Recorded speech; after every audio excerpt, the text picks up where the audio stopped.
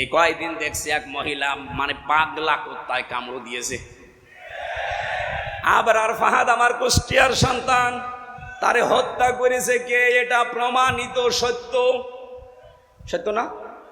আমার সাথে ছেলে ছিল 20 জন আবরার ফাহাদের হত্যাকারী। ওরা নিজেরা বলেছে যে এভাবে পিটিয়েছে। অথচ টক শোতে বসে বসে একজন মহিলা দেখলাম বলছে যে আবরার ফাহাদকে হত্যা করেছে ছাত্র শিবির। এত বড় ডাহা মিথ্যা কথা আপনি বলতে পারলেন? আমি সেই দিন মনে হয় ময়মনসিংহ না রংপুরে, রংপুরে একটা কথা বলতে গেলে স্লিপ অফ টাং হয়ে গেছে, মুসলিম হলের জায়গায় হয়ে গেছে মহসিন হল।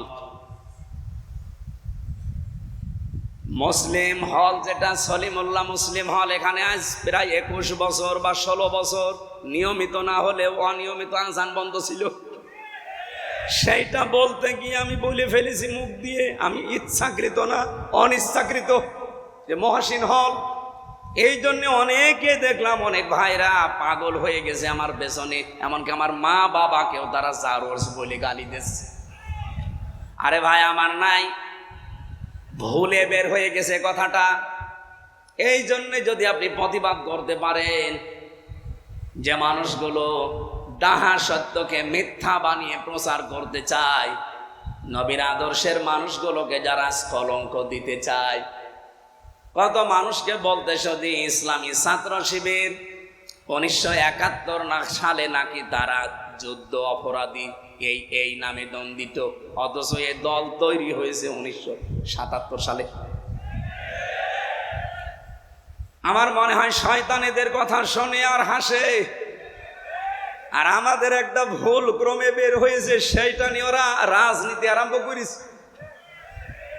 আমার সূরা আবু লাহাবের তাফসিরে মাঝে মাঝে ফিজিলালিল কোরআন যখন দেখি মনে হয় যে হয়তো এখন উম্মে জামিল আবু লাহাবের স্ত্রী বেঁচে নেই, কিন্তু তার পেতাত্তা অনেকে এখন এই দেশে আছে। আবু লাহাব নবীর জন্মে খুশি ছিল, আদর্শ খুশি না, এই জন্য শুধু একা জাহান্নামে গিয়েছে। অমরাতহ তার স্ত্রীও তার সাথে গেছে। সুতরাং আজ যারা নবীর আদর্শ মানে না, এর সাথে যে সমস্ত মেয়েরা যুক্ত হয়ে, তার স্ত্রী হোক, মেয়ে হোক, দলের লোক হোক, নেত্রী হোক, যারা নবীর বিরুদ্ধে অবস্থান নিয়েছেন, তার মানে আল্লাহর নবীর আদর্শ যারা মানে, তাদের বিরুদ্ধে অবস্থান নেওয়া আর নবীর বিরুদ্ধে অবস্থান নেওয়া একই কথা। আমার নির্ধারিত বিষয় দিয়েছেন শান্তির সমাজ প্রতিষ্ঠায় নবীজি সাল্লাল্লাহু আলাইহি ওয়াসাল্লাম।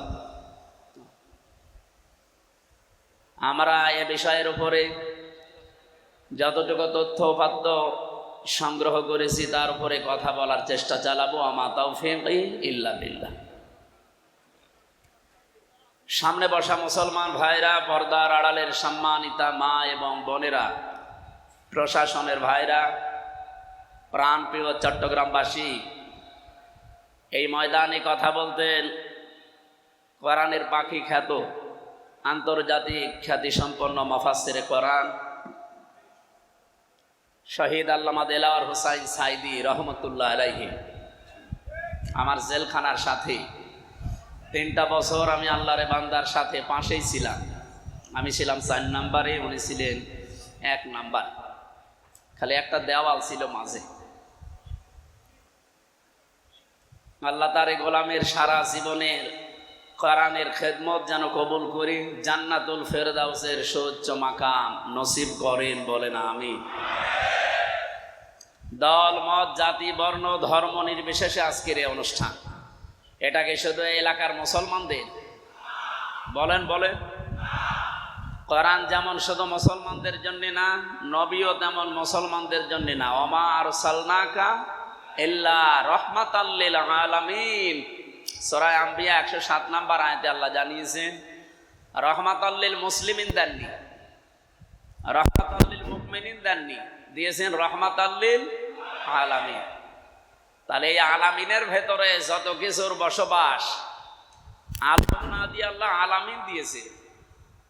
যত জগৎ আল্লাহ বানিয়েছেন, এ সমস্ত জগতে যত সৃষ্টি আল্লাহর আছে, সবার জন্য বিশ্বনবীও ঠিক এরকম রহমত। আমরা কোরআনে কারিমের ভেতরে পেয়েছি পৃথিবীতে আল্লাহর যত দয়া, সবচাইতে বড় দয়া হচ্ছে এই কোরআন নাজিল করা, এবং যার উপরে নাজিল হয়েছে তিনি মুহাম্মাদুর রাসূলুল্লাহ। রব্বুল আলামিন বলেন, কুল বিফাদলিল্লাহি ওয়া বিরহমাতিহি ফাবিযালিকা ফালইফরাহু হুয়া খায়রুম মিম্মা ইয়াজমাউন। বলেন আল্লাহু আকবার। সূরা ইউনূসের 58 নম্বর আয়াতে আছে, নবী আপনি বলুন তামাম পৃথিবী যা পেয়ে আনন্দে আছে, যা গেইন করে, যা অ্যাচিভ করে, যা অর্জন করে, যা কিছু নিয়ে রাজি হয়ে গেছে, খুশি হয়ে গেছে, আনন্দ পেয়েছে, আপনি বলেন তামাম পৃথিবীর মানুষের জন্য সব চাইতে খুশির বিষয়। এখানে দুইটা তাফসীর হয়, এক নম্বরে কোরআন, দুই নম্বরে মুহাম্মাদুর রাসূলুল্লাহ। ফাবিযালিকা ফালইফরাহু, সুতরাং কোরআনে কারীম এবং নবীজিকে যারা পেয়েছে তারা যেন আনন্দ করে।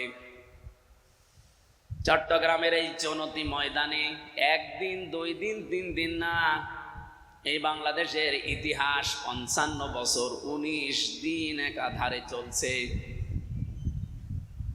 নবীজিকে জানা, বোঝা এবং তার জীবনী মানার জন্যই এরকম আয়োজন। এই চৌনতি সিরাত কমিটি আয়োজন করে থাকে আজ 55 বছর। নাকি অন্য কোনো উদ্দেশ্য আছে? সুতরাং এমন একজন মহান ব্যক্তিত্বকে আমরা জানার জন্যে, বোঝার জন্যে আলোচনা করছি। আল্লাহ যার চরিত্রের গ্যারান্টি দিতে গিয়ে আযীম দিয়েছে, ওয়া ইন্নাকা লাআলা খুলুকিন আযীম। আমি কোরআনে কারিমে যত আয়াত পড়ি, ব্যাখ্যা পড়ি, তাফসীর পড়ি, সবচেয়ে বেশি আশ্চর্য হয়েছি এই শব্দটা নিয়ে। আল্লাহ শুধু 2 জায়গায় এই আযীমটা লাগিয়েছেন। এক নম্বরে কোরআনের ক্ষেত্রে, ওয়ালাকাদ আতাইনাকা সাবআম মিনাল মাসানি ওয়াল কুরআনাল আযীম। সূরা হিজরের ভেতরে আছে। কোরআনের ক্ষেত্রে আল্লাহ আযীম লাগিয়েছেন, আর রাসূলের চরিত্র বর্ণনা করতে গিয়ে আল্লাহ দিয়েছেন আযীম। এটা যেহেতু রেকর্ড হচ্ছে, তামাম দুনিয়া চলছে এখন লাইভে, তামাম পৃথিবীর মানুষকে আমি সামনে নিয়ে বলছি, আমরা যাকে আদর্শ মেনে চলি তার সবচাইতে বড় গুণ 63 বছরে একটা মিথ্যা কথা নেই। সুবহানাল্লাহ, বাড়ি যেয়ে বলবেন। আপনি কি টের পাচ্ছেন আমি কি বললাম? আমরা যাদেরকে আদর্শ মেনে চলি, এ 63 বছর না, 63 ঘন্টায় 63 মিথ্যা কথা বলে। অথচ এমন একজনকে আমরা আজ মেনে চলতে পারছি, আমরা গর্বিত, আমরা আনন্দিত যে 63 বছরের জীবনে তিনি কোনোদিন একটা মিথ্যা কথা বলেননি। জোরে বলেন আল্লাহু আকবার। হ্যাঁ, আল্লাহ তার নিজের নাম ব্যবহার করেছেন কোরআনে। হযরতে ইসমাঈল নবীর ক্ষেত্রে আল্লাহ দিয়েছেন, ফাবাশশারনাহু বিগুলামিন হালিম। আপনাকে আমি একটা ধৈর্যশীল, সহনশীল সন্তানের সুসংবাদ দিচ্ছি। এই যে হালিম, এমার আল্লাহর নাম। আজকের সভাপতি উনি হালিম না, উনি আব্দুল হালিম। ওনাকে যদি শুধু কেউ হালিম বলে ডাকেন আপনার গোনা হবে, কারণ হালিমকে আরো জোরে বলেন, উনি কি? আব্দুল হালিম। উনি হালিমের দাস, হালিমের গোলাম, হালিমের বান্দা। হালিম শুধু একজন, অথচ ওই নামটা আল্লাহ ইসমাঈল নবীর চরিত্রের ক্ষেত্রে দিয়েছেন যে এমন ধৈর্যশীল, সহনশীল একটা সন্তান আপনাকে আমি উপহার দিলাম, হে ইব্রাহিম। ওনাকে আর একটা সন্তানের সুসংবাদ দিয়েছিলেন, তার নামও আল্লাহ তার নিজের নাম লাগিয়ে দিয়েছেন। রব্বুল আলামিন বলেন, ফাবাশশারনাহু বিগুলামিন আলীম। আপনাকে আমি সুসংবাদ দিচ্ছি একজন জ্ঞানী বান্দার। এই যে আলিম এবং হালিম, এই দুইটা শব্দ আল্লাহ নবীদের চরিত্রে দিলেন। একটা ইসহাক, একটা ইসমাইল আলাইহিস সালাতু ওয়াস সালাম। কিন্তু মুহাম্মদুর রাসূলুল্লাহর ক্ষেত্রে আল্লাহ হালিম আর আলিম দেননি। এমন গভীর শব্দ দিয়েছেন, কিয়ামত পর্যন্ত মানুষ নবীর চরিত্র শুধু অনুসরণ অনুকরণ করবে, কোল কিনারা পাবে না। নবীদের চরিত্র যদি অনুসরণ করেন, আল্লাহ যেহেতু খুলুকিনা আলী আযীম দিয়েছেন, মহান চরিত্রের উপরে আপনি প্রতিষ্ঠিত অধিষ্ঠিত, যে কোরআন আপনার উপরে নাজিল করলাম এইটার ক্ষেত্রেও আমি আল্লাহ কিন্তু আসিম লাগিয়েছি। ওয়ালাকাদ আতাইনাকা সাবআম মিনাল মাসানি ওয়াল কুরআনাল আযীম। আপনাকে আমি 7 আয়াত বিশিষ্ট একটা সূরা দিয়েছি, কোরআন দিয়েছি, সেটা সূরা ফাতিহা। বারবার যেটা রিভাইজ দেওয়া লাগে, রিপিট করা লাগে, বারংবার পড়া লাগে। কোরআনে কারিমকে আল্লাহ কোরআনুল আযীম বললেন। আর এই কোরআন অনুযায়ী যেই মানুষটা চলতে পারে তাকে দিয়েছেন খুলুকিন আযীম। জোরে বলেন সুবহানাল্লাহ। তাহলে আজকে আমরা আনন্দিত এই কারণে, কারণ আমরা এমন একজন মানুষের চরিত্র, জীবন আদর্শ শোনার জন্য বসে আছি, যিনি আমাদের মতো সাধারণ মানুষ না। কি অনেক মানুষ এই কথা অলরেডি বলে যে নবীও যা আমিও তা না, এ কথা ঠিক না। রব্বুল আলামিন বলেন, নবী আপনি বলুন, কুল ইন্নামা আনা বাশারুম মিসলুকুম ইউহা ইলাইয়া। এখানে যারা আরবি বসে, যেহেতু আলেম আজকের সভাপতি মাওলানা আব্দুল হালিম, এটা কামিল মাদ্রাসার প্রিন্সিপাল, ভাইস প্রিন্সিপাল, হাজারো আলেম এখানে বসে আছেন। আরবি গ্রামার অনুযায়ী যদি ইন্নার পরে মা যুক্ত হয়, বাংলা অর্থ দাঁড়ায় একমাত্র, কেবলমাত্র, শুধুমাত্র।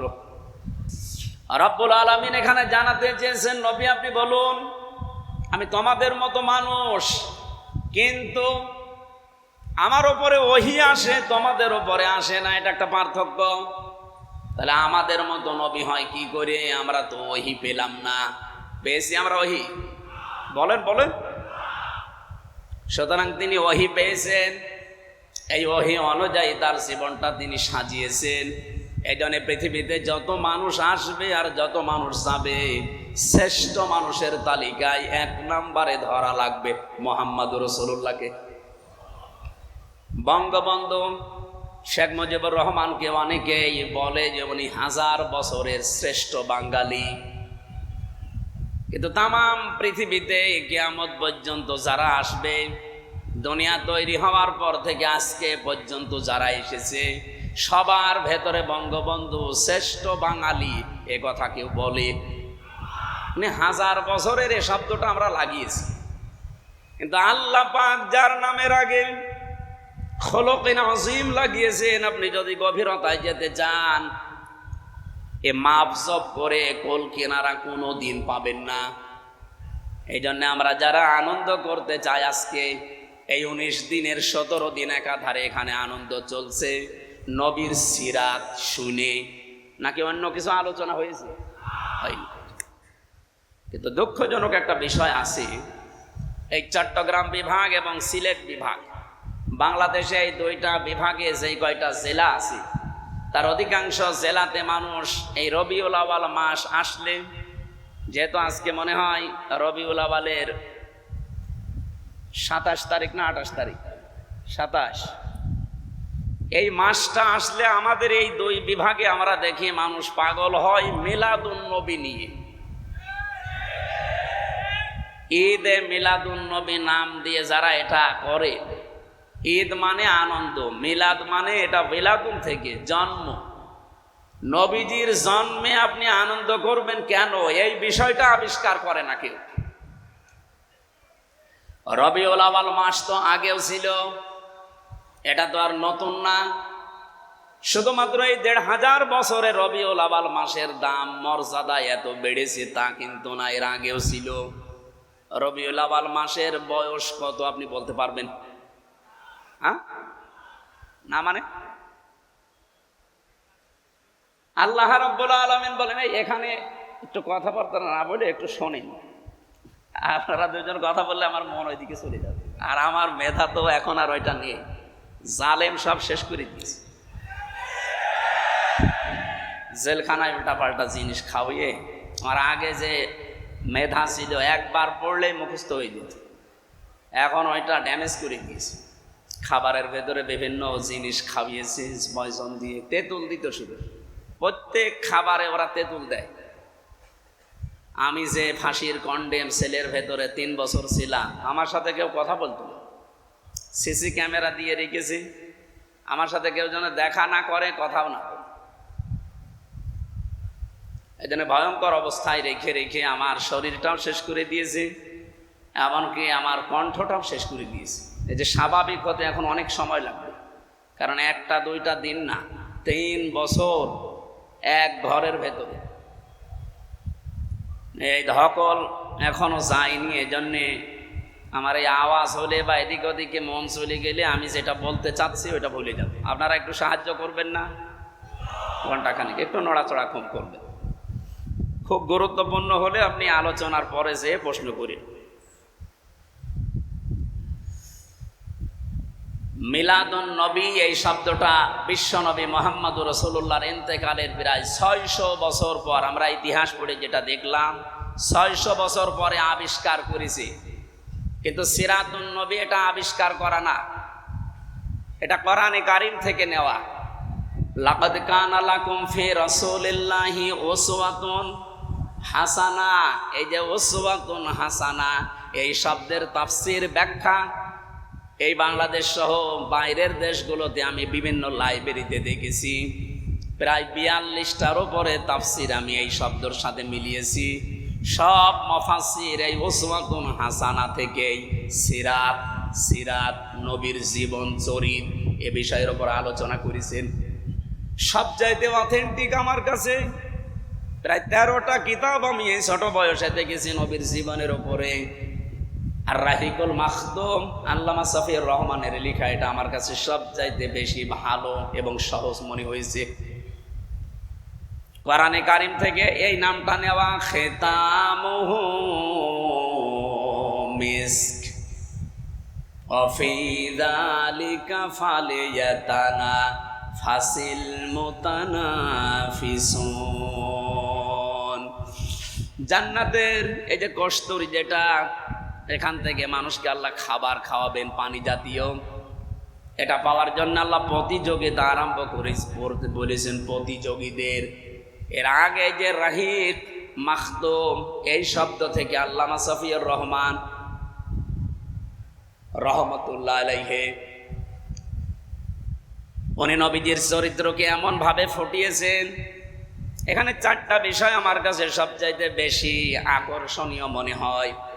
যারা শুধু নবীর মিলাদ নিয়ে, জন্ম নিয়ে আনন্দ করতে চান, আমিও মিলাদ পড়ি এবং পড়াই, কিন্তু মিলাদ থেকে 27টা শিক্ষা আমি এই বই থেকে পেয়েছি, যেটা বাংলাদেশ, ভারত আর পাকিস্তানে নেওয়া হয় না।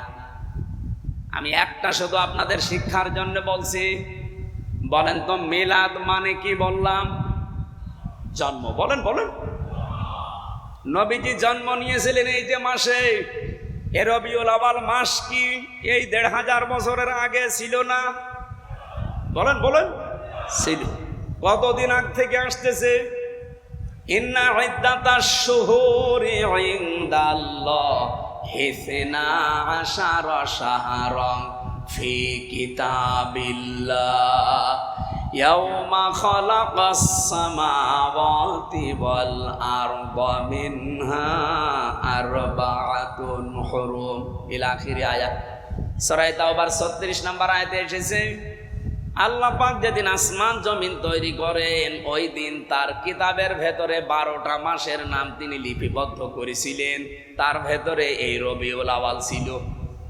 তাহলে রবিউল আউয়ালের বয়স কিন্তু 1500 বছর না। কত বছর আপনি হিসাব করেন? যেদিন দুনিয়া আল্লাহ বানিয়েছে ওই দিন তার কিতাব এটা লিপিবদ্ধ করা। জোরে বলেন আল্লাহু আকবার। কিন্তু এই যে মর্যাদা আমরা দিচ্ছি, এর দাম এত দেয়, এটা আসলে অনেকে আবেগ আপ্লুত হয়ে পড়ে।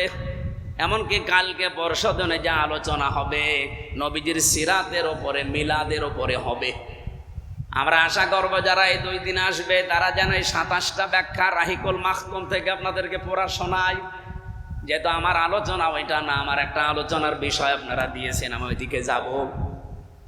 বিশ্বনবী এই মাসে জন্ম নিয়ে প্রথম যে কাজটা করেছিলেন মায়ের কোলে বসে, আমরা হাদিস থেকে পড়ছি 3 জন মহিলার দুধ তিনি দুনিয়ায় পান করেছিলেন। প্রথম নম্বরে তার নিজের মা হযরতে আমেনা, 2 নম্বরে উম্মে আইমান নামে এক দাসী, 3 নম্বরে হযরতে হালিমাতুস সাদিয়া রাদিয়াল্লাহু তাআলা আনহা। রাহিকুল মাখতুমের বর্ণনা আল্লামা সফির রহমান রহমাতুল্লাহ আলাইহি লিখেছেন, হযরতে হালিমা বলেন, আমি যখন মোহাম্মদকে কোলে তুলে নিলাম, ডান স্তন তাকে আমি পান করতে দিলাম, সে ঠিক মতো পান করেছে। বাম স্তন যখনই তাকে দিয়েছি, সে মুখ বের করে নিয়েছে। হযরত হালিমা বলেন, আমি আবার জোর করে মুখ লাগালাম, দেখি আবার মুখ বের করে নিয়েছে। আবার মুখ লাগালাম, দেখি আবার মুখ বের করে নিয়েছে। 3 বারের বার আমি আর চেষ্টা করলাম না যে বারবার মুখ বের করে কেন। চোখের দিকে তাকিয়ে দেখি, চোখের ইশারা দিয়ে যেন আমাকে জানাতে চাই, মা হালিমা জোর করেন কেন? আপনি আমার সাথে জোর করছেন কেন? ডান স্তন এটা আমি তো পান করেছি, এটা আমার হক অধিকার ছিল। বাম স্তন এটা আমার অধিকার না, এটা আমার দুধ ভাই আব্দুল্লাহর অধিকার। আমি পৃথিবীতে ভাইয়ের হক নষ্ট করার জন্য আসি নাই, এসেছি ভাইয়ের হক ফিরিয়ে দেওয়ার জন্য।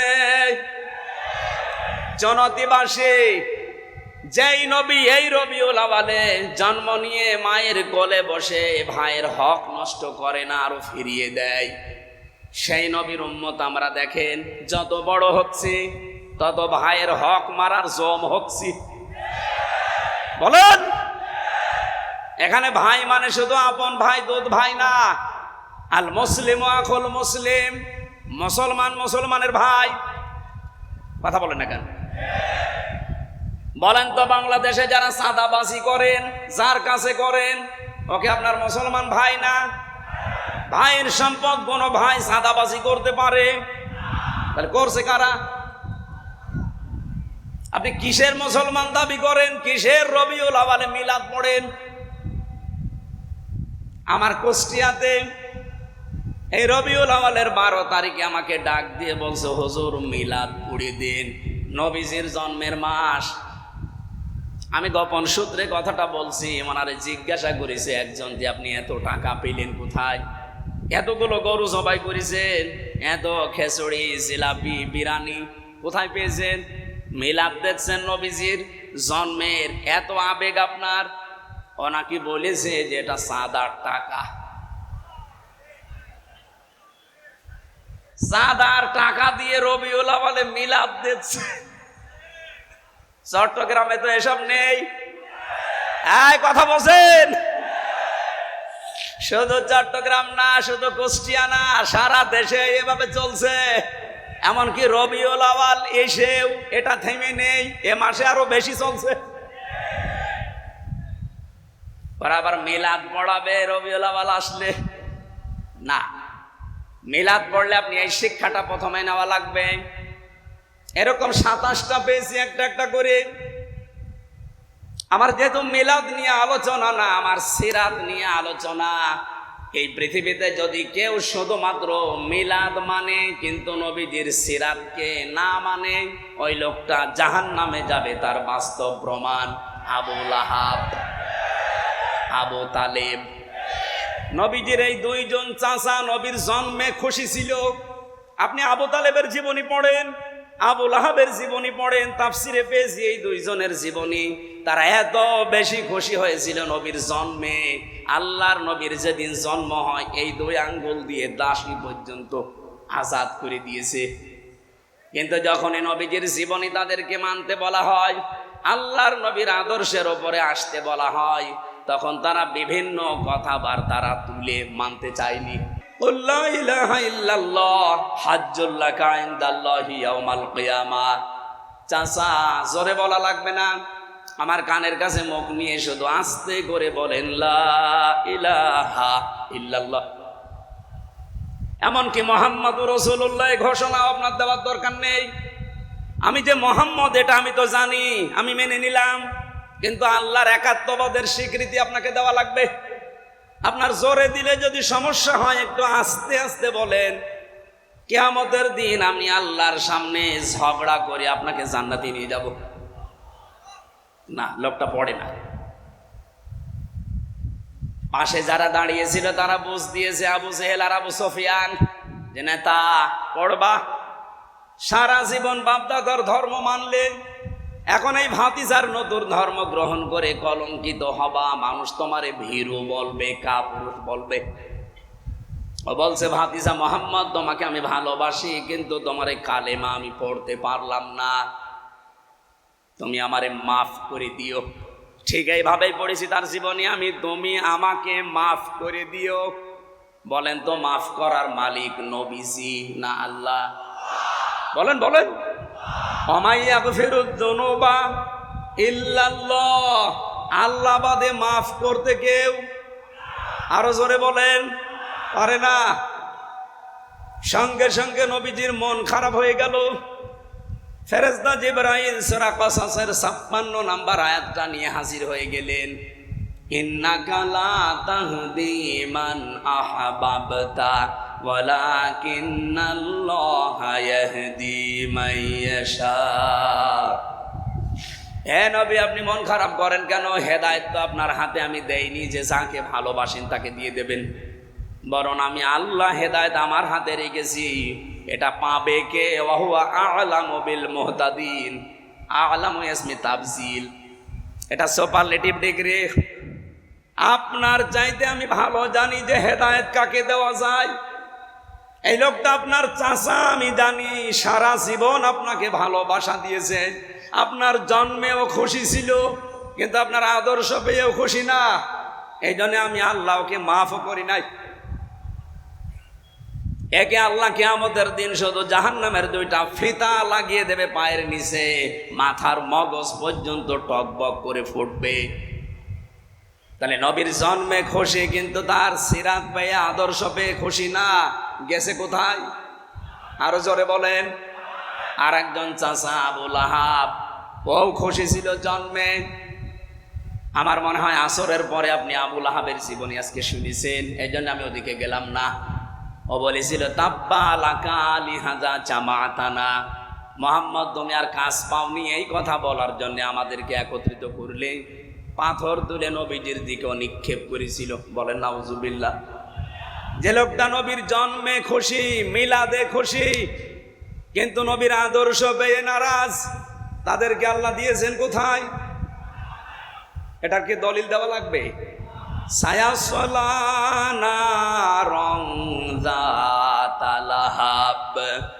শুধু আবু লাহাবকে আল্লাহ অতি শীঘ্রই জাহান্নামের অগ্নিকুণ্ডে দেয়নি, অমরাতুহু, তার স্ত্রীকেও তার সাথে দিয়েছে। সুতরাং আজ বিশ্বে যারা বিভিন্ন জায়গায় আবু লাহাবের মতো মানুষ নবীর জন্মে খুশি, কিন্তু তার আদর্শের কথা বলতে গেলে যারা নারাজ, যারা আমাদের পেছনে উল্টাপাল্টা ট্যাগ লাগিয়ে দেন, এমনকি তাদের পেছনে দেখি অনেক মহিলা পর্যন্ত নাড়াচাড়া দেয়। আমি নাম নিলাম না। টেলিভিশনে টক শোতে বসে বসে নবীর আদর্শের বিপক্ষে যারা কথা বলছেন, আজ এই কয়েকদিন দেখছি এক মহিলা মানে পাগলা কুত্তায় কামড় দিয়েছে। আবরার ফাহাদ আমার কুষ্টিয়ার সন্তান, তারে হত্যা করেছে কে? এটা প্রমাণিত সত্য। সত্য না? আমার সাথে জেলে ছিল 20 জন আবরার ফাহাদের হত্যাকারী, তারা ওরা নিজেরা বলেছে যে এভাবে পিটিয়েছে। অথচ টক শোতে বসে বসে একজন মহিলা দেখলাম বলছে যে আবরার ফাহাদকে হত্যা করেছে ছাত্র শিবির।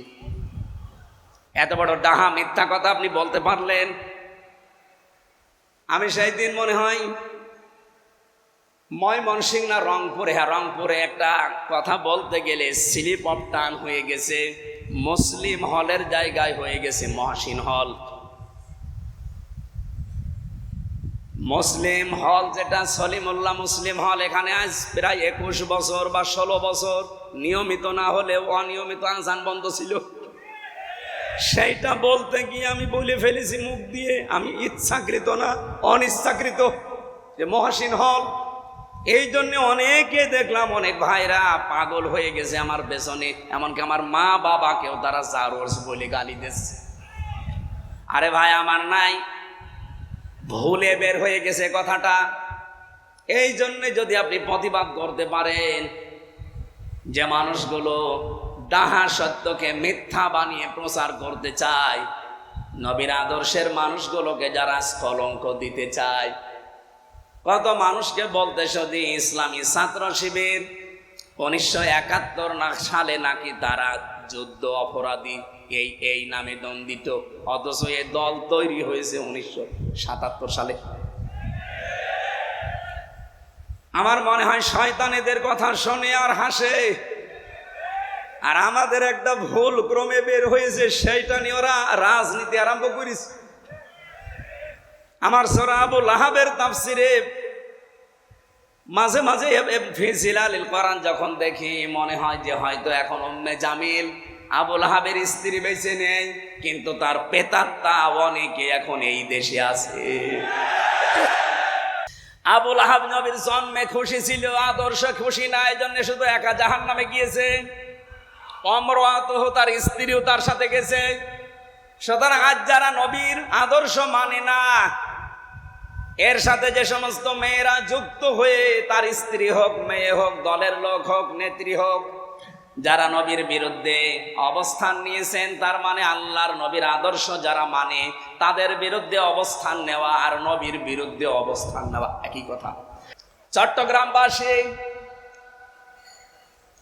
আমি মেন কথাটা বলতে চাই এইভাবে, শুধুমাত্র নবীর জন্ম নিয়ে আনন্দে থাকলে আপনাকে হবে না, তাহলে আবু লাহাব এবং আবু তালেবের মতো আপনি জাহান্নামে যাবেন।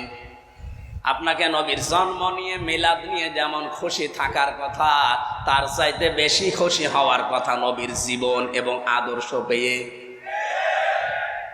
ওনার 40 থেকে 63 এই 23 বছরের জীবন আপনাকে মাস্ট বি মানাই লাগবে। কি কথা বলেন না কেন? কোরআনের আইন মানা যেমন ফরজ, বিশ্ব নবীর আদর্শ মানা ওই রকম ফরজ। বিশেষ করে 40 থেকে 63 এই 23 বছর একদিনও আপনি বাদ দিতে পারবেন না। যেহেতু বললাম সিস্টেম অপর পৃষ্ঠায় দেখুন, আরো 2 জন চাচার নাম আমরা জানি, যিনি আমার নামে নাম হযরতে আবু আমির হামজা, আর একজন হযরতে আব্বাস রাদিয়াল্লাহু তাআলা আনহুমা। এই 2 জন চাচা, তাদের পুরা জীবনী আমি পড়েছি। ওনারা শুধু নবীর মিলাদে খুশি না, নবীর জন্মে খুশি না, ওরা নবীর আদর্শ পেয়েও খুশি ছিল। তাহলে আমার মনে হয় ক্লিয়ার হয়ে গেছে যে শুধু মিলাদুন নবী পালন করলে আপনি জান্নাত যেতে পারবেন না, সিরাতুন নবী আপনাকে মানা লাগবে। এই জন্যই সুন্নতির সিরাত কমিটি আজ 55 বছর একাধারে এই পৃথিবীর মানুষকে এইটাই জানান দিচ্ছে যে মিলাদ আমরা মানি, কিন্তু সিরাত জরুরি। কথা বলেন। আর সিরাত আমাদের ভেতরে নেই। সিরাতের বহু পাঠ আমি পেয়েছি। আমার এই ছোট্ট জীবনে সিরাতের প্রায় 71টা পাঠ পেয়েছি আমি নবীজির জীবনে। তার ভেতরে একটা আপনারা দিয়েছেন আজকে, শান্তির সমাজ প্রতিষ্ঠায় নবীজি সাল্লাল্লাহু আলাইহি ওয়াসাল্লাম। আসেন দুনিয়ায় শান্তি এই শব্দটার ব্যাখ্যা নিয়ে আমরা এবার মূল আলোচনায় প্রবেশ করতে চাচ্ছি। আল্লাহ আমাদেরকে যে ধৈর্য এবং সহ্য, সেই জোহরের পর থেকে আপনারা বসে আছেন, এই জন্য এই ধৈর্য এবং সহ্যের কারণে বলেন আলহামদুলিল্লাহ। আমার তেলাওয়াতকৃত আয়াত আপনারা শুনেছেন, একটা পরিচিত আয়াত, সূরা কুরাইশ। কোন সূরা? আমরা আয়াত পড়েছি মাত্র 2টা, 3 এবং 4। আমার এই মাথার ভেতরে আয়াত নিয়ে এবং শান্তির সমাজ প্রতিষ্ঠা করার জন্য নবীজির যে ভূমিকা, এটা নিয়ে আমার যা পড়াশোনা করা আছে, 1 ঘন্টা না, কিয়ামত পর্যন্ত আলোচনা হবে শুধু এই 2টা আয়াত নিয়ে। আমরা চেষ্টা চালাচ্ছি সামারাইজ করে ফেলার। জবান খুলে আগে কোরআনের সোনালী আয়াতটা একটু পড়েন। আউযু বিল্লাহি মিনাশ শাইতানির রাজিম, বিসমিল্লাহির রহমানির রহিম। ফালিয়াবুদু রাব্ব রব্বা হাযাল বাইত। আল্লাহ পাক বলেন, এই ঘরের মালিকের ইবাদত করো, তাহলে দুইটা জিনিস আমি তোমাদেরকে দেব। আল্লাযী আত'আমাহুম মিন জু' ওয়া আমানাহুম মিন খাউফ। ক্ষুধা লাগলে এই খাবারের ব্যবস্থা আমি আল্লাহ করব, আর যখনই ভয় আসবে তখন আমি আল্লাহর নিরাপত্তা দিয়ে দেব। আমাদের প্রথম বিষয় হচ্ছে শান্তির সমাজ প্রতিষ্ঠা। শান্তি কি? এটা দুঃখের বিপরীত, কষ্টের বিপরীত।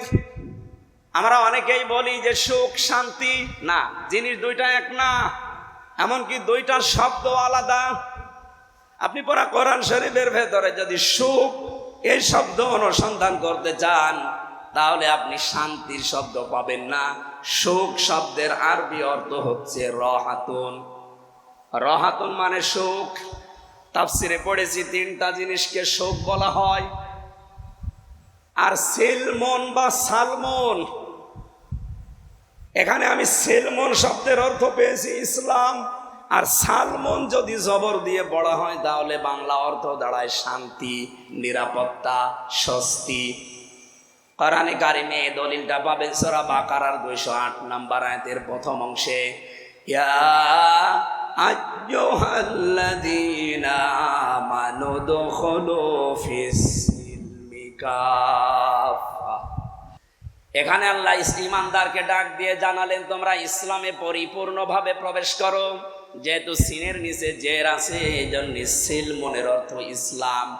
যদি আপনি এর উপরে জবর দিয়ে পড়েন তাহলে বাংলা অর্থ দাঁড়াবে শান্তি। কোরআন শরীফ থেকে আমি 4টা বিষয় পেয়েছি শান্তির। তাহলে 3টা বিষয়কে বলা হয় রাহাতুন বা সুখ, আর 4টা বিষয়কে বলা হয় সিলমন বা শান্তি। শান্তির সমাজ প্রতিষ্ঠার জন্য বিশ্বনবী কি করেছিলেন? যেহেতু এ বিষয়ে কথা বলা দরকার, আল্লাহর নবী জন্মের পর থেকে 17 বছর পর্যন্ত তিনি তেমন কোনো কাজে যোগ দেননি। শান্তি প্রতিষ্ঠা করার জন্য তিনি 17 বছর থেকে আরম্ভ করেছিলেন হেলফুল ফজল সংগঠনের নামে। আমি আমার দেশের যুবকদেরকে আহ্বান জানাবো, যদি নবীজির আদর্শে অনুপ্রাণিত হয়ে এই দেশে যদি শান্তি আপনি স্থাপন করতে চান, প্রতিষ্ঠা করতে চান, মাস্ট বি এই 16-17 বছর বয়স থেকে আপনাকেও সংগঠনভুক্ত হওয়া লাগবে। কথা বলেন না কেন? আর আমি নিজে কোরআন হাদিস পড়ে যেহেতু একেবারে খাস বাংলায় বলছি, বাংলাদেশের যত সংগঠন এখন কাজ করছে সবার উদ্দেশ্য এক না। বামপন্থী রাজনীতি যারা করে, এদের ছাত্র সংগঠনের উদ্দেশ্য আপনি দেখেন, এরা বলে আমরা 10 তলার গাছতলা সব সমান করে দেব। কেউ 10 তলায় থাকবে, কেউ গাছতলায় থাকবে, এটা হবে না, সব সমান হয়ে যাবে। আমরা ওটা চাই, কিন্তু আপনি চান লেনিন কার্ল মার্ক্সের পথে, আর আমরা চাই মুহাম্মদুর রাসূলুল্লাহর পথে। পার্থক্য এইটা। যেহেতু আমার নিজের লেখা, নিজের দেখা, বাংলাদেশে এখন যত ছাত্র সংগঠন আছে, এই 16-17 বছর বয়স থেকে যারা সংগঠন করে, নিজের চরিত্রকে ঠিক রেখে, নিজেদের লেখাপড়াকে ঠিক রেখে সমাজে শান্তি, স্বস্তি, নিরাপত্তা দেওয়ার জন্য সর্বাত্মক চেষ্টা যারা করে যাচ্ছে, তারা ইসলামী ছাত্র শিবির। আপনার রাগ হলেও এটাই সত্য, তার বাস্তব প্রমাণ আপনাদের এই এলাকায় বাড়ি এসএম ফরহাদ, এই পাশের জেলা খাগড়াছড়ি বাড়ি সাদিক কাইম, আমার জয়পুরহাটে বাড়ি মহিউদ্দিন। সারা বাংলাদেশের দিকে তাকান, অন্য কোনো দোষ হয়তো আপনি তাদের দিতে পারেন বানিয়ে তহমত হিসাবে, কিন্তু আমি গ্যারান্টি দিতে পারি এই যে ছাত্র শিবির, এদের ভেতরে কোনো বিড়িখোর, গাঁজাখোর, মদখোর, নারীখোর পাবেন না। যদি একটা ধরতে পারেন আপনি আমারে বলেন, আমি এখনই তাদের নামে বরদোয়া করব। তো বাকি যেগুলো আছে শুধু বলা না, আমি নিজের চরিত্র তাদের দেখেছি। তারা সত্যকে মিথ্যা, মিথ্যাকে সত্য বানিয়ে উলট পালট করে একজনের নামে খালি দায় চাপিয়ে দাও, দায় চাপিয়ে দাও, এই রাজনীতি করে। এটাকে আমি বানালাম। কোরআনে কারিমের সূরা নিসা 5 নাম্বার পারা 15 নম্বর পৃষ্ঠা 11 নম্বর লাইনের 112 নম্বর আয়াতটা বাড়িতে মিলাবেন। ওমাই ইয়াকসিব খাতিয়াতান আও ইসমান সুম্মা ইয়ারমি বিহি বারিআন ফাকাদ ইহতামালা বুহতানা ওয়া ইসমান মুবিনা।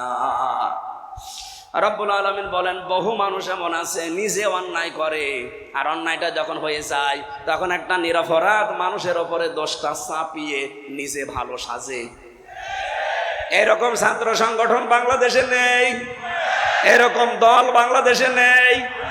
নিজেরা অন্যায় করে, নিজেরা দোষ করে, আর যে লোকটা কিচ্ছু জানে না তার উপরে দোষটা চাপিয়ে তাকে জাতির সামনে কালার করে দেয়, আবার কানে কানে বলে দেয় যে দোষ অমুকের উপরে চাপিয়ে দে।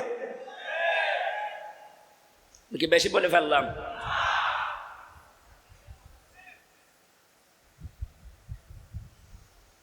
আল্লাহর ঘোষণা ছিল ফাকাদ ইহতামালা বুহতান ওয়া ইসমান মুবিনা। এরকম কাজ যারা করে, নিজে একটা নিরপরাধ মানুষের উপরে দোষ চাপিয়ে তাকে জাতির সামনে কালার করে দেয়, ও যেন প্রকাশ্য পাপের বোঝা বহন করে নিয়ে বেড়াচ্ছে। এটা আজ হয়তো আমরা চর্ম চোখে দেখতে পাই না, আল্লাহ সে ব্যবস্থা করে নাই। এজন্য অন্যান্য দলের লোকরা আপনারা বেঁচে যাচ্ছেন। এজন্য নিজেদের চরিত্র সংশোধন করবেন। এটা শুধু দুনিয়ায় শেষ না, কিয়ামতের দিন আপনি মাথায় এই গোনার বোঝা বহন করে নিয়ে যাবেন। তখন ফেরেশতারা বলবে আলা সাআমা ইয়াজিরুন, কত নিকৃষ্ট বোঝা এরা বহন করে নিয়ে যাচ্ছে। দেখো কি করবেন তখন? অসহায়। এই জন্য আগে থেকে সাবধান করলাম, কপালে কিন্তু এটা আসতেছে। আজ যারা নিজেরা অন্যায় করে ভালো মানুষের উপরে দোষগুলো চাপিয়ে দেওয়ার এই সংস্কৃতি আরম্ভ করেছে, আপনার কপালে কিন্তু আসতেছে এটা। আমার দায়িত্ব ছিল সতর্ক করার। আমি জানি এরপরেও কিছু মানুষ আবু জেহেলের মতো ও সতর্ক হওয়া দূরের কথা, ওর শয়তানি আরো বাড়বে। নবীজি এই কোরআন আবু বকরের সামনে পড়েছিলেন, আবু জেহেলের সামনেও পড়েছিলেন। আবু বকর কোরআন শোনার পরে তার ঈমান বেড়ে গেছে, আর আবু জেহেল কোরআন শোনার পরে ওর ঈমান বাড়ে নাই, ওর শয়তানি বেড়ে গেছে। এখানে আবু বকরের মন মতন যদি থাকেন যে আবু বকরের মতো মন আমার, আপনার আজকে ঈমান বাড়বে। আর যদি আপনার মন হয় আবু জেহেলের মতো, ঈমান বাড়বে না, আপনার শয়তানি বাড়বে।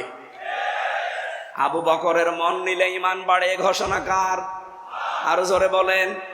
ইন্নামাল মুমিনুনা আল্লাযীনা ইযা যুকিরাল্লাহু ওয়াজিলাত কুলুবুহুম ওয়া ইযা তুলিয়াত আলাইহিম আয়াতুহু যাদাতুহুম ঈমানা।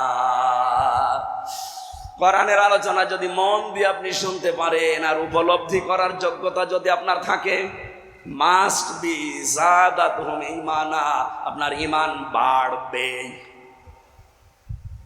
কিন্তু যারা কাফের, আবু জেহেলের মতো মন নিয়ে বসে আছেন, বিভিন্ন জায়গায় বসে বসে গল্প করছেন যে কি বলে দেখি, তাদের কথা আল্লাহ কোরআনে দিয়েছেন। সূরা হজে আছে 17 নম্বর পারা 19 নম্বর পৃষ্ঠার 13 নম্বর লাইনে আছে। রব্বুল আলামিন বলেন, ওয়াইদা তুতলা আলাইহিম আয়াতুনা বাজ্জিনাতিন তা'রিফু ফি ওয়ুজুহিল্লাযীনা কাফারুল মুনকার। হে নবী, আপনি কোরআন তেলাওয়াত করে ব্যাখ্যা বিশ্লেষণ করে যখন স্পষ্টভাবে বোঝাবেন, দেখবেন যারা কাফের ওরা আপনার দিকে তেড়ে তেড়ে মারতে আসবে। এখানে হয়তো মারতে আসছেন না, কিন্তু চোখ মুখ কালো হয়ে গেছে। দেখেন কোনটার মন খারাপ, তাকান, দেখেন দেখেন। যেইটার মন খারাপ দেখবেন, মনে করবেন ওর ভেতরে আবু জেহেলের মতো সমস্যা। বলেন বলেন। আমি কি আয়াত এখন বানালাম? তা'রিফু ফি ওয়ুজুহিল্লাযীনা কাফারুল মুনকার। তার মন মেজাজ খারাপ হয়ে যাবে। চেহারা পাল্টিয়ে যাবে। তার আগে অগ্নিশর্মা হয়ে মনে হবে যে আপনাকে ওরা মেরে ফেলতে পারলে ভালো হয়। আমার তো মনে হয় বাংলাদেশে আয়াত এখন অনেকের জন্য কার্যকর। কার কার সাথে মিলে যাচ্ছে হাত তোলেন তো। এই একজন, ওটার মাথায় মনে হয় তার কাটা আছে। কি বলছি ও টের পাচ্ছে। একজনের ছেলে ম্যাট্রিক পরীক্ষায় পাশ করেছে, ফার্স্ট ক্লাস ফার্স্ট। দোকানে বসে বসে লোকটা চা খাচ্ছি। একজন দৌড়িয়ে এসে বলছে, চাচা আপনি এখানে চা খান, আপনার ছেলেটা ম্যাট্রিক পরীক্ষায় পাশ। বলছে ইন্নালিল্লাহ। আমার মনে হয় ওই লোকটা সে। এবার আসেন তো আমরা দ্বিতীয় বিষয়ে যাচ্ছি। বিশ্বনবী যে হেলফুল ফজুল গঠন করার মাধ্যমে সমাজে শান্তি প্রতিষ্ঠা করার চেষ্টা করেছিলেন, তিনি কি সফল হয়েছিলেন? না। তিনি 17 থেকে 40-23 বছর চেষ্টা চালান এলাকার যুবকদেরকে নিয়ে, কিন্তু পারেননি। একটা মাত্র কারণে পারেননি, কারণে 23 বছরে তার কাছে কোরআন ছিল না। এই একই মানুষ 40 থেকে 63, এটাও 23 বছর চেষ্টা চালিয়েছিলেন, কিছু কাছে কোরআন ছিল। এই জন্য উনি শুধু শান্তির সমাজ না, খয়রুল কুরুনি করনি, উনি বলেছিলেন আমার যুগ শ্রেষ্ঠ যুগ। সুবহানাল্লাহ বলতে পারেন নাই? আজ বাংলাদেশে যত দল আছেন, প্রায় 73টা দল এই দেশে কাজ করছে। যাদের কর্মসূচির ভেতরে কোরআন নেই, যাদের সিলেবাসে কোরআন নেই, তারাও শান্তির সমাজ, শান্তির দেশ গঠন করার চেষ্টা করছেন। কিয়ামতের আগ পর্যন্ত পারবেন না, নবীজি তাই পারে নাই। আপনি পারবেন, আপনার কর্মসূচিতে আপনার সিলেবাসে কোরআন নিয়ে আসেন। এই কথা বলেন না কেন? বাংলাদেশ জামাত ইসলামী দেখেন, ওনাদের সিলেবাসের যে 15টা পয়েন্ট প্রতিদিন লেখা লাগে, তার প্রথম পয়েন্টে আপনি কোরআন কয় আয়াত পড়েন, বুঝে পড়েন না, না বুঝে পড়েন আগে লেখেন। আমার মনে হয় এই সিলেবাস যদি বাংলার এই 73টা দল মেনে নিতে পারে, শুধু 6 মাসে এই দেশের 18 কোটি মানুষ সবগুলো সাদাবাস মুক্ত হয়ে যাবে। আমি জানি অনেকে এখন বরদোয়া আরম্ভ করেছে যে হুজুর মরুক, ওর কাশি হচ্ছে, আরো হোক হোক, তারপরও আর বলা লাগবে কাশি হোক। বলেন নবীজি নিজের 17 থেকে 40, 63, 23 বছর চেষ্টা চালিয়েছিলেন ভালো করার জন্যে, শান্তির সমাজ প্রতিষ্ঠার জন্যে। পেরেছেন? পারেন নাই, কারণ কোরআন ছিল না। অথচ একই নবী শুধু কোরআন হাতে পেয়েছেন 40 বছরে, বাকি 23 বছর চেষ্টা চালিয়ে যেখানে যেখানে গিয়েছেন পুরা এলাকাটা তিনি জান্নাতের পরিবেশ বানিয়েছিলেন। এবার আসেন, আমি ইতিহাস থেকে একটা কোট করেছি। আমি ইতিহাসে যেটা পড়েছি সেটা এবার 1 মিনিটে শোনাচ্ছি। ওই জামানায় নবীজি শান্তি প্রতিষ্ঠা করতে পারছিলেন না কেন? তিনি বাস্তবে একটু লক্ষ্য করে দেখলেন যে পুরা আরব জাহান ওই সময় 32 জন নেতার নেত্রী মিলে চালায়। ওই জামানায় পুরা আরব জাহানে 36টা গোত্র ছিল। কয়টা? বলেন বলেন, এটা রেকর্ড হচ্ছে, তুলে নেবেন। 36টা গোত্রের 36টা গোত্র প্রধান ছিল।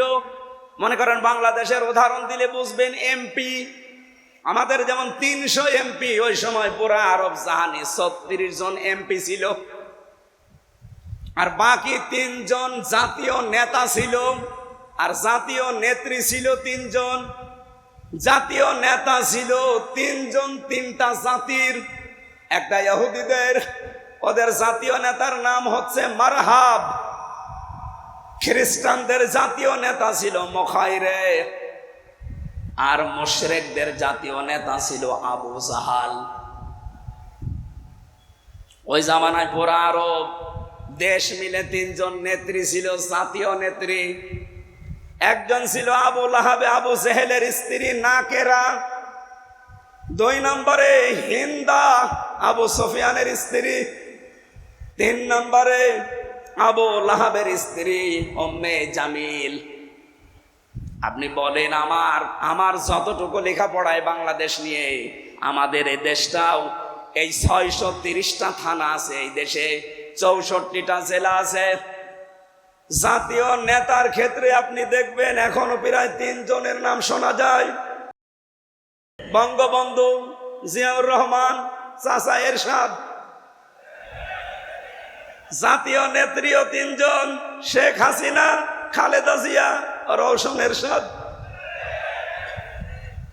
আমার তো মনে হচ্ছে খাপের খাপ মমতাজের বাপ মিলে যাচ্ছে, অথচ এটা 1500 বছর আগে। বাংলাদেশের সাথে মিলছে কি করি? ওদিকে 36 আর ওদিকে 6, কত হয়? 42। কত হয়? এই টোটাল আরবে 42 জন নেতৃত্ব দিত। আমি একটু হিসাব করে মিলিয়েছি, বাংলাদেশেও ঠিক এই 42 জন এই দেশটা এই 54 বছর নাড়াচাড়া করছে। তার ভেতরে চট্টগ্রাম একটু বেশি। নবীজি দেখলেন এই মানুষগুলো যতদিন দায়িত্বে আছে, এদের মাথা থেকে আগে খাবারের ঝুড়িগুলো নামিয়ে আবু বকরের মতো মানুষ, ওসমানের মতো মানুষ, ওমরের মতো মানুষ, হযরতে আলী রিদওয়ানুল্লাহি তাআলা আলাইহিম আজমাইন, এদের মাথার উপরে যদি আমি চাপিয়ে দিতে পারি, যারা আজ না খেয়ে থাকে তারা খাবার নিয়ে পারবে না। উনি এইটা বুঝেছিলেন, এই জন্য 40 বছর বয়সে ধ্যান আরম্ভ করেছিলেন। 40 বছর বয়সে ওনার কাছে আমার আল্লাহ ওহী পাঠিয়েছেন, ইকরা বিসমি রাব্বিকাল্লাযী খালাক। হে নবী, আপনি পড়েন আপনার রবের নামে। আয়াত দিকে তাকান। এবার একটা গুরুত্বপূর্ণ শিক্ষা আসছে। বিশ্ব নবীকে 3বার জিবরাইল বলেছেন, হে নবী আপনি পড়েন। উনি 3 বারই বলেছেন, মা নবী করি, আমি পড়তে পারি না। আমি কি পড়বো? পড়তে আমি জানি না। 3য়বার যখন বললেন রব্বিকাল্লাযী খালাক, রবের নামে পড়েন। আমি আয়াতের তাফসীর পড়তে গিয়ে ফিসিল আলিল কোরআনে দেখেছি, সাইয়েদ কুতুব লিখেছেন নবীজি আর 1 সেকেন্ডও দেরি করে নাই। এবার পড়তে পড়তে তিনি জিবরাইলের সাথে 5 আয়াত পড়েছিলেন। ফেরেশতা জিবরাইল জিজ্ঞাসা করছে, আপনাকে এতবার পড়তে বললাম, পড়লেন না, হঠাৎ এবার 5 আয়াত আমার সাথে পড়ে ফেললেন কেন? নবীজি বলেন, ইয়া আখি জিবরাইল, হে জিবরাইল, বারবার আমাকে পড়তে বলেন, আমি কার নামে পড়ব? আপনি যখনই বললেন বিসমি রব্বিকা, যে রবের নামে পড়েন, যিনি আমাকে বানিয়েছে, আমি কিন্তু আর দেরি করি নাই। শুধু আজকে থেকে শিক্ষা দিয়ে গেলাম, কিয়ামত পর্যন্ত আমার যত উম্মত আসবে, ওরা যদি দুনিয়ায় পড়াশোনা করে তারা যেন রবের নামে পড়ে। আমাদের দেশে রবের নামে পড়া ছিল, কিন্তু আস্তে আস্তে তুলে দিয়েছে। এই কথা বলেন না কেন? ক্লাস 5 এবং 8 বৃত্তি পরীক্ষা ছিল, সেখানে 100 মার্কের কোরআন আর হাদিস ছিল, সেটা তুলে দিয়েছে এই জালেমরা। আমরা চাই ওইটা আবার পুনর্বহাল করা হোক। বলেন বলেন। এমনকি 1 থেকে 5 পর্যন্ত আপনারা গানের মাস্টার নিয়েছেন, নাচের মাস্টার নিয়েছেন, শরীর চর্চার নামে নাচ শেখান। আমরা চাই, আমরা পড়তে চাই ছোটবেলায় ছেলে মেয়েদেরকে, কিন্তু আমরা রবের নামে পড়াতে চাই। এই জন্য প্রাইমারিতে 1 থেকে 5 পর্যন্ত প্রত্যেক জায়গায় একটা ধর্মীয় শিক্ষক নেওয়া লাগবে, এটা আমাদের দাবি। এই দাবি করেন কারা কারা দেখি? লিল্লাহে তাকবীর।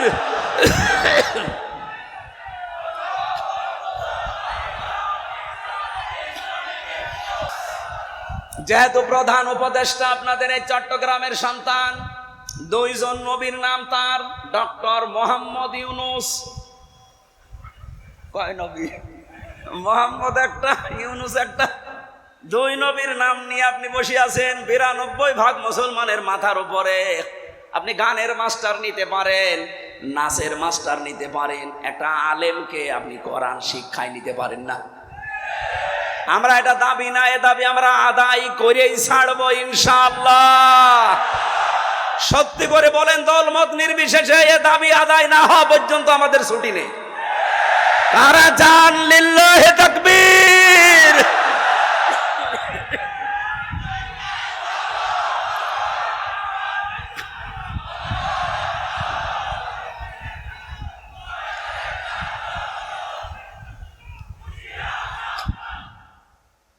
চট্টগ্রামবাসী, সুতরাং নবীজি প্রথম ওহী পাওয়ার পরে যেটা শিক্ষা দিতে চেয়েছিলেন ওইটা 54 বছরও আমরা পেলাম না। এখনো আমাদের শিক্ষা ব্যবস্থা ইকরা বিইসমি রাব্বিকাল্লাযী খলাক দিয়ে শুরু হয় না, শুরু হয় যা দিয়েও বলার মতো না। এতদিন তো বাবার নামে অনেকে চালিয়েছে, এখন আবার নতুন করে অনেকে অন্য কিছু চালাতে চাচ্ছে। এই স্বপ্ন 7 বাংলার জমিনে পূরণ হবে? বলেন হবে? এটা দলমত, জাতি, বর্ণ, ধর্ম নেই। যে ধর্মের মানুষ হোক, আপনার ধর্মের মূল নীতি অনুযায়ী পড়াশোনা করুন। আমরা মুসলমান, আমাদের ধর্মের মূল নীতি হচ্ছে রব। কথা বলে না কেন? আমরা আমার রবের নামে পড়তে চাই, যেটা আমার নবী আমাকে 40 বছর বয়সে শিখিয়েছে। রব্বুল আলামিন বলেন, শান্তির সমাজ প্রতিষ্ঠায় নবীজিকে এবার আমি আদেশ দিলাম, আল্লাযীনা আমানু ওয়া লাম ইয়ালবিসু ঈমানাহুম বিযুলমিন উলাইকা লাহুমুল আমন। এটা সূরা আনআমে আছে 7 নম্বর পারা 17 নম্বর পৃষ্ঠার প্রথম নম্বর লাইনের 82 নম্বর আয়াতের প্রথম অংশে। এটা ফি জিলালিল কোরআনে আছে, ইবনে কাসিরে আছে। আল্লাহ বলেন, যারা ঈমান আনে আর ঈমানের সাথে যারা শিরিক মিশ্রণ করে না, এখানে শিরিক মানে, এখানে জুলুম মানে শিরিক, যারা তাদের ঈমানের সাথে কোনো জুলুমকে মিশ্রণ ঘটায় না, তার মানে শিরিক মিশ্রণ করে না, আমি আল্লাহ বলছি উলাইকা লাহুমুল আমন, এই মানুষগুলোই নিরাপত্তা এবং শান্তির হকদার।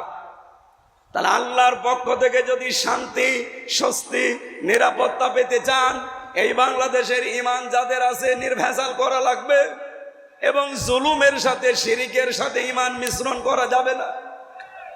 অথচ এদেশে বহু ভণ্ড পীরের নামে কলঙ্ক, এরা জাতিকে ঈমানের লেশ মাত্র শিক্ষা না দিয়ে অলরেডি তারা ঈমানের সাথে শিরিক মিশ্রণ করে ফেলেছে। এবার বলেন, শিরিক কি? এটা প্রশ্ন।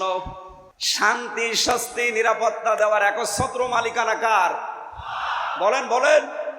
এটা আল্লাহ যাদেরকে দিতে চেয়েছেন, যারা তার ইবাদত করবে তাদেরকে। ফালিয়াবুদু রব্ব হাযাল বাইত, এই ঘরের মালিক যিনি, রব যিনি, তার ইবাদত করেন। এখন এই ইবাদতটা নিয়ে আমি একটু ব্যাখ্যা দিতে চাই। ইবাদত করার আগে যেটা আনা লাগে তার নাম ঈমান। কি আনা লাগে? এই ঈমান নিয়ে ভেজাল চট্টগ্রাম বিভাগে আছে না? কি ভেজাল? আমি এক কথায় বলছি ভাই, আল্লাহ যেটা পারে ওইটা অন্য কেউ পারে, এই বিশ্বাস যে করে সে শিরিক করে, আর শিরিক যে করে সে মুশরিক। পৃথিবীতে যখনই আল্লাহর দ্বীন কায়েমের কথা বলবেন, কারো কাছে যদি খারাপ নাও লাগে, মুশরিকদের কাছে খারাপ লাগবে। এই তথ্য আছে সূরা শূরা 13 নম্বর আয়াতের শেষের একটু আগে, কাবুরু আলাল মুশরিকিনা মা তাদউহুম ইলাই। হে নবী, আপনি যেদিকে মানুষকে ডাকেন যে আসো দ্বীন কায়েম করি, আল্লাহর বিধান কায়েম করি, এটা শুনলে সবচাইতে বেশি অপছন্দ করে, খারাপ লাগে, মন খারাপ হয় মুশরিকদের। তাহলে আমরা এই জমিনে যখন দ্বীন কায়েমের কথা বলি, মাওলানা আব্দুর রহিম ভাই কিছুক্ষণ আগে যা বলছিলেন যাকাতের এই বিষয় নিয়ে, এটাও দ্বীন কায়েমের অংশ। এটা বললে খারাপ লাগবে কাদের? বলেন বলেন। আপনি কি মুশরিক? আজ অনেক আলেম পর্যন্ত ফতোয়াবাজি করছে এই দ্বীন কায়েমের বিপক্ষে। আপনি কিসের আলেম? আপনি অবশ্যই গোপনে কোন শিরিকে লিপ্ত আছেন। তাছাড়া আপনার কাছে তো খারাপ লাগার কথা না দ্বীন কায়েমের কথা শুনলে, কারণ দ্বীন তো আমির হামজার বাবার না। কথা বলেন না কেন? দ্বীন কার? আরো জোরে। সুতরাং যারা বিরোধিতা করছেন ডাইরেক্ট ইনডাইরেক্ট, আপনি বুঝতে কোনো কষ্ট নেই আপনার, আপনি বিশ্বাস করেন আপনার যে কোনো ভাবে শিরিক হচ্ছে। আমি নাম ধরে বলা পছন্দ করি না, তারপরও বলছি, এই যে মাওলানা জাহাঙ্গীর আলম বলে যে পীর আছে এলাকায়, উনি কলম পড়তে যায় কবরে, যে বাবা কলম পড়ি দে। এটা যে প্রকাশ্য শিরিক পাগলেও বোঝে, আরে দরবারে জাহাঙ্গীরিয়া হয়ে বোঝে না। এরপরে নোরে আলম নাকি নোরে বাংলা আছে একজন, এ কোথায় পায় চট্টগ্রামের মানুষ এদেরকে? বলেন এই যে প্রকাশ্য শিরিক গুলো যারা জারি করে, শিরিক করলে মানুষ কি হয় বলেন না কেন? আরো জোরে বলেন। মুশরিকদের কাছে দিন কায়েমের কথা শুনলে খারাপ লাগবে, এ কথা কার? সুতরাং এই চট্টগ্রাম বিভাগে আল্লাহর বিধান কায়েম হোক, এটা শুনলে যাদের কাছে রাজনীতি মনে হয়, যাদের কাছে ধর্ম ব্যবসা মনে হয়, যাদের কাছে ধান্দাবাজি মনে হয়, নিশ্চয় তারা মুশরিক, অবশ্যই কোনো না কোনো ভাবে শিরিক করছে। শিরিক করলে আল্লাহর শান্তি থেকে আপনি দূরে চলে যাবেন। উলাইকা ইসমে ইশারা, আল্লাহ মনে হচ্ছে এভাবে আঙ্গুল দিয়ে দেখাচ্ছে, উলাইকা এই চট্টগ্রাম চুনতির এই মানুষগুলো লাহুমুল আমনু, এরাই নিরাপত্তার শান্তির হকদার, কারণ এরা ঈমান এনেছে, ঈমানের সাথে কোনো জুলুম কোনো শিরিক মিশ্রণ করেনি। এবার এখন বাস্তব উদাহরণ দিচ্ছি, মক্কা দিকে তাকান, অমান দাখলাহু কানা আমিনা, এটা 97 নম্বর আয়াতের মাঝের অংশে আছে, 4 নম্বর পারা 1ম নাম্বার পৃষ্ঠা 6 নম্বর লাইনে, এটা সূরা আলে ইমরান। আল্লাহ বলেন আমার এই এরিয়ার ভেতরে যারা প্রবেশ করে আমি আল্লাহ তাদেরকে নিরাপত্তা দিয়ে দেই। আমার প্রশ্ন হচ্ছে, কাবা শরীফের যে এরিয়া, এটা তো আর আমাদের এই যে এখানে যে মসজিদ গুলো আছে এতটুকু না, কাবার এরিয়া কয়েক কিলোমিটার। এর ভেতরে যারাই প্রবেশ করে তাদের শান্তি নিরাপত্তা স্বস্তি দেয় কে? আওয়ালাম ইয়ারাউ আন্না জাআলনা হারামান আমিনা ইলা আখিরি আয়াত। আল্লাহ পাক বলেন তারা কি দেখে না আমার হারামের ভেতরে কি শান্তি নিরাপত্তার বেষ্টন দিয়ে ঘেরা? আয়ুখাত্তাফুন নাসু মিন হাওলিহিম, অথচ এর আশপাশে কিন্তু নিরাপত্তা নেই। এবার তাকান, আমাদের এই বাংলাদেশের 56,000 বর্গ মাইল, এটা কি কাবা শরীফ? না, জোরে বলে। তাহলে এই 56,000 বর্গ মাইলকে কাবা শরীফের এরিয়ার মতো যদি শান্তি নিরাপত্তার শহর বানাতে হয়, কাবা শরীফের এরিয়ার ভেতরে যা চলে এখানেও সেটা করা লাগবে। কাবার পুরা এরিয়ার ভেতরে একটা জিনিস নেই, সেটা হচ্ছে শিরিক। এক কথা বলে না কেন? কাবার এরিয়ার ভেতরে কোনো শিরিক পাবেন না। মাওলানা আব্দুল হালিম যদি যেয়ে থাকে জিজ্ঞাসা করেন, মাওলানা আব্দুর রহিম বসরি যদি যেয়ে থাকে জিজ্ঞাসা করেন, কাবার এরিয়ার ভেতরে আপনি কোনো শিরিক পাবেন না। এই জন্য সেখানে শান্তি আর নিরাপত্তা দিয়েছে কে? আমাদের এই বাংলাদেশ। শুধু আমাদের এই দেশটা না, পাশে দেখেন যারা আছে, মায়ানমার, ইন্ডিয়া, এগুলো সব আমাদের দুশ্মন। আসতে বলো। পৃথিবীর যত দেশ আমি ঘুরলাম, এত নিকৃষ্ট প্রতিবেশী পৃথিবীতে কোনো দেশে নেই। এরা এত নিকৃষ্ট প্রতিবেশী, কত হাজার লক্ষ লক্ষ মানুষকে নিজের দেশে জায়গা থাকার পরও আমাদের দেশে পাঠিয়ে দিয়েছে। এই মায়ানমারে আমাদের চাইতে 3-4 ডবল বড় এই দেশটা। এতটুকু দেশ, মাত্র 56,000 বর্গ মাইল, এখানে 20 কোটির উপরে আমরা মানুষ, অথচ আমাদের চাইতে 3-4 ডবল বড় দেশটা, মানুষ আমাদের চাইতে কম। এরপরেও শয়তানরা ওখান থেকে জোর করে পিটিয়ে বিভিন্ন কায়দায় আমাদের এই দেশে ওদেরকে পাঠিয়েছে। আর এর পাশে যারা আছে আল্লাহর ওলিরা, এরা তো সেই শুরু করেছে 47 থেকে আমাদের বিরুদ্ধে, এখনো পর্যন্ত আমাদের বিরুদ্ধে লেগে আছে। এত বছর দোষ দেওয়া হয় বাংলাদেশ জামাত ইসলামীকে, এরা নাকি স্বাধীনতা বিরোধী। না, কখনো না। আজকে আপনি মাহমুদুর রহমান মান্না, সাবেক ভিপি ঢাকা বিশ্ববিদ্যালয়ের, উনি ঘোষণা দিয়েছে, দেখেন আজকে, যে জামাত ইসলাম যেটা 54 বছর আগে বুঝেছে, এই দেশের মানুষ এখন সেটা কেবল বুঝতে আরম্ভ করছে। কারণ জামাত ইসলামীতে যারা রাজনীতি করে সবগুলো বিচক্ষণ, এটা মেধা না, এটা কম্পিউটার। ওই সময় বাংলাদেশ জামাত ইসলামীতে যারা ছিল তারা স্বাধীনতার বিরুদ্ধে অবস্থান নেয়নি, তারা ভারতের আগ্রাসনের বিরুদ্ধে অবস্থান, যেটা জাতি হাড়ে হাড়ে টের পাচ্ছে। যুদ্ধ শেষ হতে না হতে তারা ট্রাক ট্রাক সম্পদ দেশ থেকে নিজেদের দেশে, এগুলো চুরি বলে না ডাকাতি বলে না কি বলে বলেন, আর তারা বলে আমাদের বিশাল হিতাকাঙ্ক্ষী। এমনকি স্বামী স্ত্রীর সম্পর্ক লাগিয়ে দিয়েছে অনেক। স্বামী স্ত্রীর সম্পর্ক হয়, এখনো তো হয়নি, আর হবেও না। কারণ মেয়ে আমাদের যাই হোক অন্তত মুসলমান, আর যার কাছে গেছে ও যাই হোক একটা মুশরিক। আর ও দাদার যে বয়স, এখন যদি কেউ মুসলমানি দিতে চান, বুড়ো হাজাম লাগবে। সে হাজাম পাবেন কোথায়? কোন যুবক মানুষকে দিয়ে দাদার এখন মুসলমানি দিতে গেলে ও ছাতা দেখা যাচ্ছে গোড়া কেটে বাদ দিয়ে দিবে। এই জন্য হবে না ও দাদার মুসলমানি, বুড়ো হাজাম দিয়ে মুসলমানি দেওয়া লাগবে। আর ও যা করে ওর জীবনে কোনো হেদায়েত আছে বলে আমার মনে হয় না। গুজরাটে কি করেছে দেখেছেন? ওনাকে গুজরাটের কসাই বলে ডাকা হয়। আল্লাহর একটা দুইটা না, শত শত ঘর মসজিদ ভেঙ্গে গুড়িয়ে দিয়েছে। আমার কাছে সবচাইতে কষ্টের এইটা যে আপনি আল্লাহর ঘর ভাঙেন, আপনি মানুষ। আমি নাম নিতেও ঘৃণা করি এই লোকটা, এটা একটা শয়তানের চাইতেও নিকৃষ্ট মানুষ। পৃথিবীর কোন ধর্মীয় উপাসনায় ভাঙার পক্ষে আমরা না। বলেন বলেন।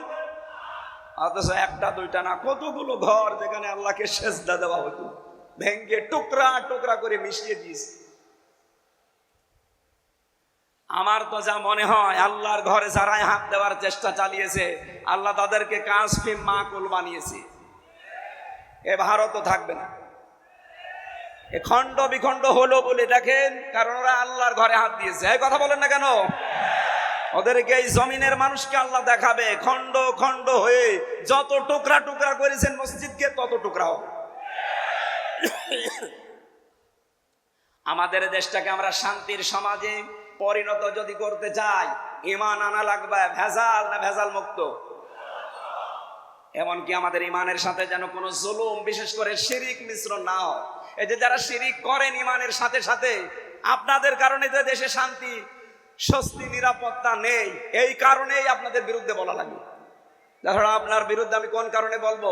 আপনি প্রকাশ্য শিরিক করছেন, কবরে মাজার বানিয়ে ব্যবসা করে খাচ্ছেন, আর মানুষের ঈমান, আমল, আকীদা সব নষ্ট করছেন। এই কথা বলে নাকি? অন্তত দেশের আলেমরা বেঁচে থাকতে এরকম শিরিক চলতে দেওয়া যায়? এই চট্টগ্রাম চাষ করেছিল মরহুম পীর মাওলানা আব্দুল জব্বার রহমতুল্লাহ আলাইহি, সিদ্দিক আজাদ রহমতুল্লাহ আলাইহি, শহীদ আল্লামা দেলাওয়ার হোসাইন সাইদি রহমতুল্লাহ আলাইহি। কথা বলেন না কেন? এই চট্টগ্রামবাসী তাদের কাছে ঋণী। আল্লাহ গোলামগুলোকে যেন জান্নাতুল ফেরদাউসের সর্বোচ্চ মাকাম দান করেন। বলেন আমিন। আমার কথা ভাই কাটছাট, যেটা বলতে চাচ্ছি, ঈমান আমরা যাই এনেছি, আমাদের ঈমানের সাথে যেন কোনো শিরিক মিশ্রণ না হয়।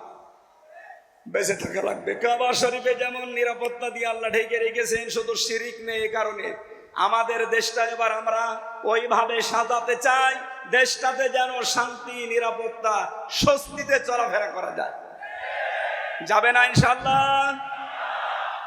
আমি কয়েকটা উদাহরণ এখানে পেয়েছি। রব্বুল আলামিন জানিয়েছেন ইব্রাহিম আলাইহিস সালামকে আমি আল্লাহ সুপথ দেখিয়েছিলাম এবং তার সম্পর্কে আমি ভালো করে জানতাম।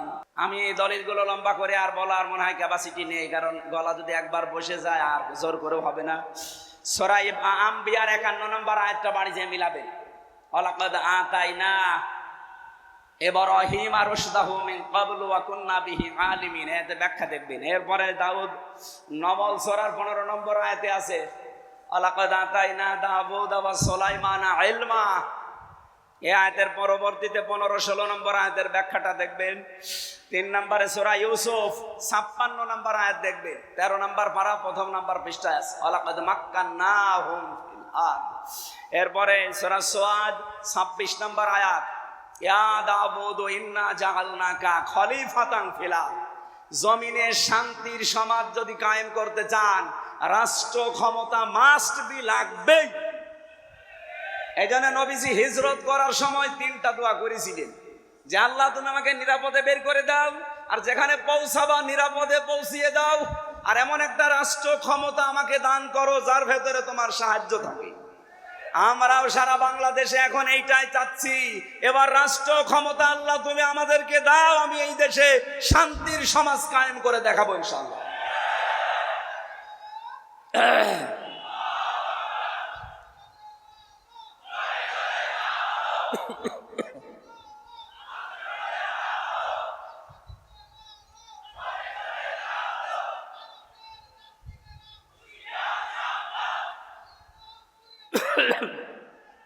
আমার ভাইরা, আরো কিছু দলিল আমার যেটা জানা আছে এ বিষয়ে। যত নবীর জীবন আমি পড়েছি, প্রত্যেকটা নবীর জীবন পড়তে গিয়ে শুধু আদম নবী আর সুলাইমান নবী বাদ দিয়ে প্রতিটি নবীকে আল্লাহ এই আদেশটা দিয়েছিলেন যে সমাজে শান্তি, স্বস্তি, নিরাপত্তা কায়েম করতে চান। ওয়ালাকাদ বাআসনা ফি কুল্লি উম্মাতির রাসূলান আনি ইবুদুল্লাহা ওয়াজতানিবুত তাগুত। প্রত্যেকটা জাতির লোকের কাছে তাদের রসুল এসে কথায় জানিয়েছে আল্লাহর ইবাদত করো, তাগুত ছেড়ে দাও। এই যে ইবাদত যেটা আল্লাহ বললেন ফালিয়াবুদু, এই ইবাদতের ভেতরে আমি 9টা জিনিস পেয়েছি।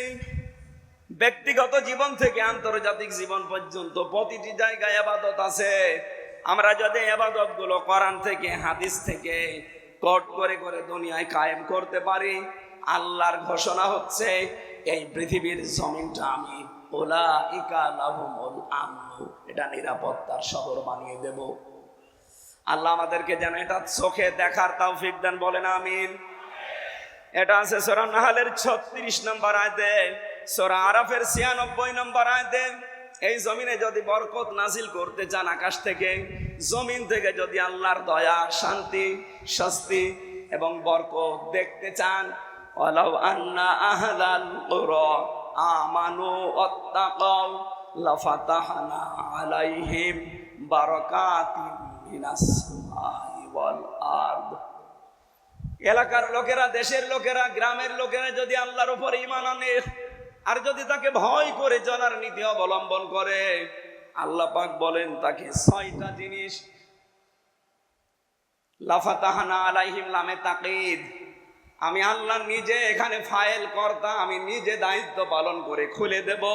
বারাকাতিম মিনাস সামাই ওয়াল আরদ, আকাশ আর জমিনে যত বরকতের দরজা আছে সবগুলো আমি আল্লাহ নিজে খুলে দেব। জোরে বলেন সুবহান।